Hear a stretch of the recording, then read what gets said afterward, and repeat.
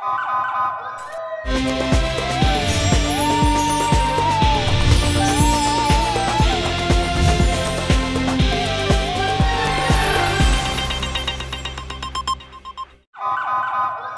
पहले नजर डालते हैं अब तक की बुलेटिन की।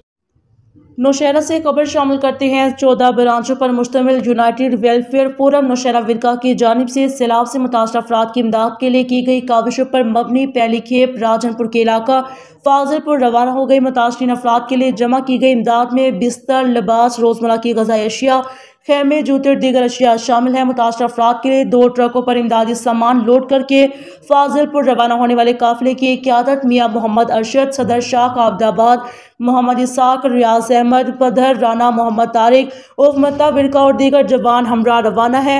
मियाँ मोहम्मद अरशद और राना मोहम्मद तारिक का कहना है, मुल्क भर में सैलाब से मुतासर खानदानों की मदद करना हमारी इखलाकी और मजहबी जिम्मेदारी में शामिल है। अल्लाह रब्बुल इज़्ज़त ने मज़ीद तौफीक और हिम्मत दी तो सैलाब से मुतासरीन की मदद के लिए कोशिश जारी।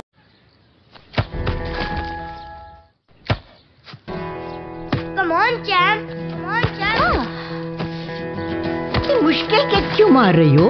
कौन करता है ऐसे? जो कोई नहीं कर सकता वही तो चैंपियन करता है।